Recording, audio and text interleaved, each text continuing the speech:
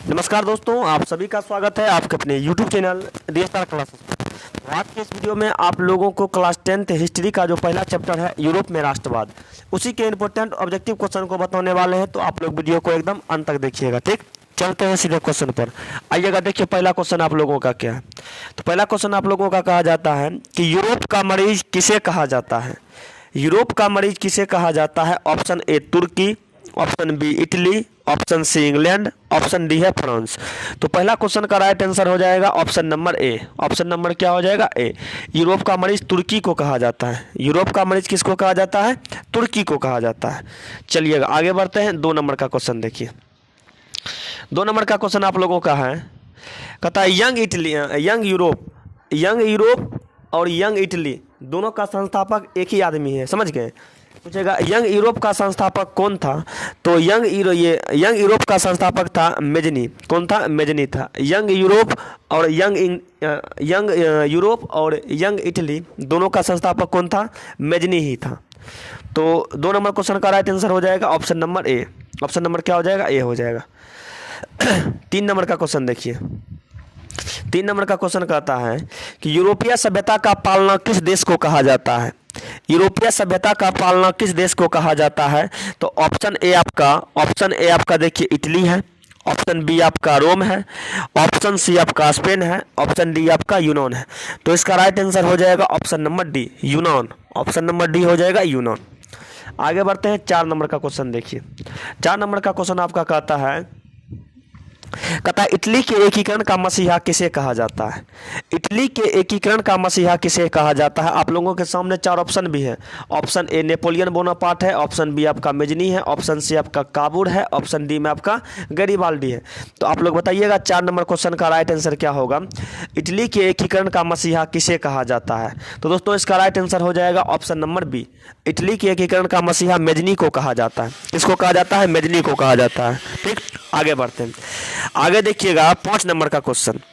5 number का question आपका है, कहता है यूरोपीय राष्ट्रवाद से प्रभावित होकर किस भारतीय शासक जैकोबिन क्लब की स्थापना की।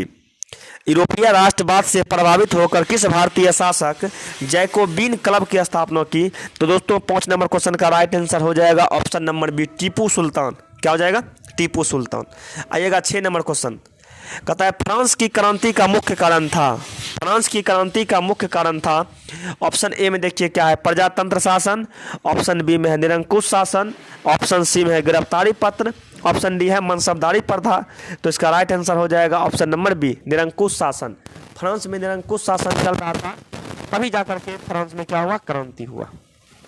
आगे देखते हैं, एकदम बहुत बार पूछा क्वेश्चन। 7 नंबर, कहता है मेजनी का संबंध किस संगठन से था। मेजनी का संबंध किस संगठन से था। तो दोस्तों 7 नंबर क्वेश्चन का राइट आंसर हो जाएगा ऑप्शन नंबर बी, कार्बोनरी से। कार्बोनरी से। आगे बढ़ते हैं 8 नंबर का क्वेश्चन, कहता है फ्रांस में किस शासक वंश की स्थापना बिनिया कांग्रेस के द्वारा की गई थी। फ्रांस में किस शासक वंश की स्थापना बिनिया कांग्रेस के द्वारा की गई थी।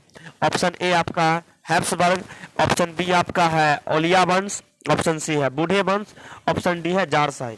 तो इसका राइट आंसर क्या हो जाएगा, ऑप्शन नंबर सी, बूढ़े वंश। ऑप्शन नंबर सी हो जाएगा बूढ़े वंश। ठीक, आगे देखिएगा, कहता है किसने अपनी कूटनीतिक के बल पर इटली की समस्या को संपूर्ण यूरोप की समस्या बना दिया था।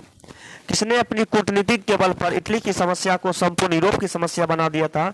इसका राइट आंसर हो जाएगा option number A, can't Kabul. ठीक, आगे बढ़ते हैं।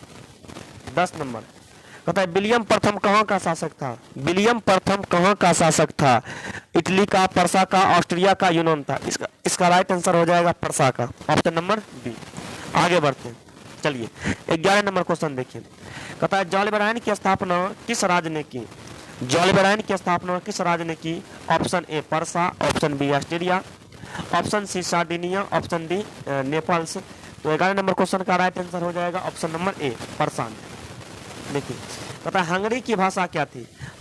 हंगरी की भाषा क्या थी, इतालवी, मैग्यार, पॉलिश या फ्रेंच। तो 12 नंबर क्वेश्चन का राइट आंसर हो जाएगा option number B, Magyar. Hungary की भाषा क्या थी, मैग्यार। 13 नंबर, कहता है यंग इटली का संस्थापक कौन था। यंग इटली और यंग यूरोप दोनों का संस्थापक कौन था, इटली था। सही मेजनी था। कौन था? मेजनी। तो इसका राइट आंसर क्या हो जाएगा? Option number C. 13 number question का right answer option number C. चलिए आगे देखिए 14 नंबर क्वेश्चन कहता है 19वीं शताब्दी में यूरोप में राष्ट्रवाद के विकास का क्या परिणाम हुआ? 19वीं शताब्दी में यूरोप में राष्ट्रवाद के विकास का क्या परिणाम हुआ?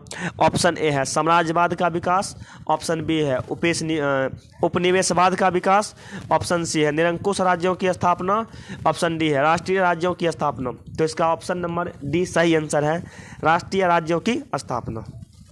चलिए कहता है नेपोलियन संहिता किस वर्ष लागू की गई? नेपोलियन संहिता किस वर्ष लागू की गई थी? तो 15 नंबर क्वेश्चन का right answer option number D 1804 में। 1804 में। आगे देखिए कहता है वियना सम्मेलन कांग्रेस का अध्यक्ष कौन था? वियना सम्मेलन यानी कि जो कांग्रेस का अध्यक्ष कौन था? वियना सम्मेलन का अध्यक्ष कौन था? तो 16 नंबर क्वेश्चन का राइट आंसर हो जाएगा ऑप्शन नंबर डी मेटरनिक। कौन था? मेटरनिक था। आगे मेटरनिक व्यवस्था का उद्देश्य क्या था? मेटरनिक व्यवस्था का उद्देश्य क्या था? तो इसका राइट आंसर हो जाएगा ऑप्शन नंबर सी पुरातन व्यवस्था की पुनर्स्थापना। पुरातन व्यवस्था की पुनर्स्थापना। 18 नंबर क्वेश्चन कहता है मेटरनिक कौन था? मेटरनिक कौन था? तो आपको राइट आंसर बता देना चाहते हैं कि 28 नंबर क्वेश्चन का राइट आंसर हो जाएगा ऑप्शन नंबर ए ऑस्ट्रिया का चांसलर था। ऑस्ट्रिया का चांसलर। आएगा 19 नंबर देखिए कहता है सूडान का युद्ध किसके बीच हुआ था? सूडान का युद्ध किसके बीच हुआ था? 19 नंबर क्वेश्चन का राइट आंसर होगा ऑप्शन नंबर सी परसा और फ्रांस। परसा और फ्रांस के बीच। 20 नंबर क्वेश्चन कहता है किसने कहा था फ्रांस जब छींकता है तो बाकी यूरोप को सर्दी जुकाम हो जाता है। किसने कहा था फ्रांस जब छींकता है तो बाकी यूरोप को सर्दी जुकाम हो जाता है? ऐसा कहने वाले थे मेटरनिक। किसने कहा था? मेटरनिक कहा था। Option number C. आगे देखिएगा 21 नंबर का क्वेश्चन कहता है बिस्मार्क किस विद्वान के विचारधारा से प्रभावित था? बिस्मार्क किस विद्वान के विचारधारा से प्रभावित था? तो 21 नंबर क्वेश्चन का राइट आंसर हो जाएगा ऑप्शन नंबर बी हिगेल के। ठीक। आगे देखिए नेपोलियन कॉर्ड में कुल कितने कॉर्ड थे? नेपोलियन कॉर्ड में कुल कितने कॉर्ड थे? तो नेपोलियन कॉर्ड में कुल 5 कॉर्ड थे। Option number B right answer हो जाएगा। Option number B. आगे देखिए कहता है जर्मनी एवं इटली के एकीकरण के विरुद्ध निम्न में से कौन था? जर्मनी एवं इटली के एकीकरण के विरुद्ध निम्न में से कौन था? Austria. Option number C. Option number क्या हो जाएगा? सी। आगे देखिए यूरोप वासियों के लिए किस देश का साहित्य एवं विज्ञान प्रेरणा स्रोत रहा? यूरोप वासियों के लिए किस देश का साहित्य एवं विज्ञान प्रेरणा स्रोत रहा? तो इसका राइट आंसर हो जाएगा ऑप्शन नंबर बी यूनान। 24 का राइट आंसर हो जाएगा बी यूनान। 25 नंबर नेपोलियन ने जर्मनी में किस संघ की स्थापना की? नेपोलियन ने जर्मनी में किस संघ की स्थापना की? इसका राइट आंसर हो जाएगा ऑप्शन नंबर सी राइन संघ। कौन संघ? राइन संघ की स्थापना की थी नेपोलियन ने जर्मनी में। 25 नंबर कहता है लाल कुर्ती का गठन किसने किया? एकदम बीबीआई क्वेश्चन है, पूछने वाला क्वेश्चन है। ठीक। लाल कुर्ती का गठन किसने किया? गैरिबाल्डी। आप लोगों से पूछेगा गैरिबाल्डी पेशे से क्या थे? तो गैरिबाल्डी पेशे से नाविक थे। गैरिबाल्डी पेशे से क्या थे? नाविक थे। चलिए आगे देखिए कहता है किस युद्ध के बाद जर्मनी का एकीकरण हुआ? किस युद्ध के बाद जर्मनी का एकीकरण हुआ? सीडन के युद्ध के बाद। ऑप्शन नंबर डी सीडन के युद्ध के बाद। आगे देखिए जर्मेनिया क्या थी? जर्मेनिया क्या थी? तो जर्मन राष्ट्र का प्रतीक को जर्मेनिया कहा गया। Option number B. Option number क्या हो जाएगा? बी। कहता है काबुल मतलब काउंट काबुल उसका पूरा नाम था। काउंट काबुल कौन था? काउंट काबुल कौन था? तो इसका राइट आंसर हो जाएगा ऑप्शन नंबर बी इटली का प्रधानमंत्री। इटली का प्रधानमंत्री।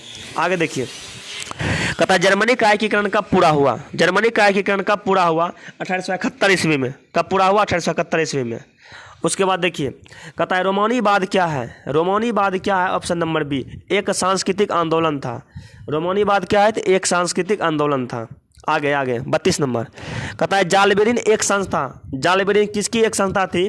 तो जालबेरिन व्यापारियों की एक संस्था थी। ऑप्शन नंबर बी हो जाएगा। ऑप्शन नंबर क्या हो जाएगा? बी। आगे देखिए 33 नंबर कहता है सेडन के युद्ध में किसकी पराजय हुई? सेडन के युद्ध में किसकी पराजय हुई? ऑस्ट्रिया की। सेडन के युद्ध में किसकी पराजय हुई? ऑस्ट्रिया की। आगे 1830 की क्रांति के बाद फ्रांस में किस प्रकार का शासन स्थापित हुआ? 1830 की क्रांति के बाद फ्रांस में किस प्रकार का शासन स्थापित हुआ? ऑप्शन नंबर बी संवैधानिक राजतंत्र। संवैधानिक राजतंत्र। आगे देखिएगा 35 नंबर क्वेश्चन कहता है इटली एवं जर्मनी वर्तमान में किस महादेश के अंतर्गत आते हैं? इटली एवं जर्मनी वर्तमान में किस महादेश के अंतर्गत आते हैं? यूरोप। ऑप्शन नंबर सी हो जाएगा। ऑप्शन नंबर क्या हो जाएगा? सी। आगे बढ़ते हैं। आगे क्वेश्चन है act of union. Act of union किस वर्ष पारित हुआ? एक्ट ऑफ यूनियन किस वर्ष पारित हुआ? 1707 ईस्वी में। 1707 ईस्वी में। आगे देखिएगा क्वेश्चन नंबर 37। मरियान किस देश के राष्ट्रवाद का प्रतीक था? मरियान किस देश के राष्ट्रवाद का प्रतीक था? ऑप्शन नंबर ए फ्रांस। ऑप्शन नंबर ए फ्रांस। आगे देखिएगा 38 नंबर कहता है यूनान के स्वतंत्रता संग्राम में किसकी पराजय हुई? यूनान के स्वतंत्रता संग्राम में किसकी पराजय हुई? तो तुर्की की। किसकी पराजय हुई? तुर्की की। आगे देखिएगा उसके बाद 39 नंबर क्वेश्चन कहता है फ्रेंड्स ऑफ इटली नामक संस्था किसने बनाया था? फ्रेंड्स ऑफ इटली नामक संस्था किसने बनाया था? मेजनी ने। किसने बनाया था? मेजनी ने। आगे देखिएगा उसके बाद 40 नंबर का क्वेश्चन बिस्मार्क क्या था? तो बिस्मार्क कूटनीतिज्ञ था। बिस्मार्क कौन था? कूटनीतिज्ञ था और इन्होंने एक नीति चलाई थी रक्त एवं लौह की नीति। क्वेश्चन ये भी पूछा जाता है कि रक्त एवं लौह की नीति किसने चलाई थी? बिस्मार्क ने। आगे देखिए कहता है चार्टिस्ट आंदोलन कहाँ हुआ? चार्टिस्ट आंदोलन कहाँ हुआ था? इंग्लैंड में। चार्टिस्ट आंदोलन कहाँ हुआ था? इंग्लैंड में। आगे देखिएगा 42 नंबर का क्वेश्चन कहता है सन 1870 में फ्रांस और पर्सा के बीच युद्ध कहाँ हुआ? सन 1870 में फ्रांस और पर्सा के बीच युद्ध कहाँ हुआ? तो सेडौन में हुआ था। कहाँ हुआ था? सेडौन में। ऑप्शन नंबर ए। 43 नंबर का क्वेश्चन कहता है राष्ट्रवाद की पुनः अवधारणा या मिस्टेक हो गया है टाइपिंग लिखने में थोड़ा सा। राष्ट्रवाद की पुनः अवधारणा का जन्म किस घटना से माना जाता है? या राष्ट्रवाद की अवधारणा का जन्म किस घटना से माना जाता है? तो ऑप्शन ए हो जाएगा पुनर्जन्म। क्या हो जाएगा? पुनर्जन्म से। आगे देखिए कार्बोनरी की स्थापना किस वर्ष हुई? कार्बोनरी की स्थापना किस वर्ष हुई? तो 44 नंबर क्वेश्चन का राइट आंसर हो जाएगा ऑप्शन नंबर ए 1810 में। 1810 में। आगे देखिए कहता है किस संधि द्वारा जर्मनी का एकीकरण पूरा हुआ? किस संधि द्वारा जर्मनी का एकीकरण पूरा हुआ? तो फ्रैंकफर्ट की संधि। फ्रैंकफर्ट की संधि। Option number D.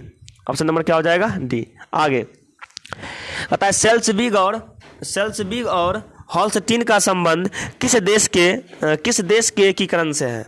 सेल्सबिग और हॉल्स्टीन का संबंध किस देश के एकीकरण से है? तो इसका राइट आंसर हो जाएगा ऑप्शन नंबर बी जर्मनी के एकीकरण से। जर्मनी के एकीकरण से। ये भी क्वेश्चन 27 नंबर का क्वेश्चन भी वेरी इंपॉर्टेंट है, परीक्षा में पूछने वाली है। ठीक। 1829 ईस्वी की एड्रियानोपुल की संधि किन देशों के साथ हुई? 1829 ईस्वी की एड्रियानोपुल की संधि किन देशों के साथ हुई? ऑप्शन नंबर ए रूस के साथ। किसके साथ हुआ था? रूस के साथ। आगे 48 नंबर ये भी हिट क्वेश्चन है, परीक्षा के लिए वीवीआई कर लीजिए ये सब क्वेश्चन। जर्मन डाइन राज का निर्माण किसने किया? जर्मन डाइन राज का निर्माण किसने किया? तो जर्मन डाइन राज का निर्माण किया था Napoleon Bonaparte. Option number B. Option number क्या हो जाएगा? बी। आगे देखिए गैरिबाल्डी पेशे से क्या था? 5 बार पूछा क्वेश्चन है। गैरिबाल्डी पेशे से क्या था? नाविक। पेशे से क्या था? नाविक। आगे देखिए कहता है फ्रैंकफर्ट की संधि कब हुई? फ्रैंकफर्ट की संधि कब हुई? ये भी पूछल क्वेश्चन है। फ्रैंकफर्ट की संधि हुई 1872 ईस्वी में। 1872 ईस्वी में। Option number D. Option number क्या हो जाएगा? डी। ऑप्शन नंबर डी हो जाएगा।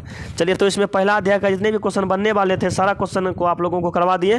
बाकी आप लोग इस वीडियो में कमेंट करके बताइएगा कि यह वीडियो आप लोगों को कैसा लगा। नेक्स्ट चैप्टर का वीडियो आप लोगों को चाहिए तो कमेंट बॉक्स में कमेंट करके बताइए। मिलेंगे नेक्स्ट वीडियो में बहुत ही जल्द। जय हिंद।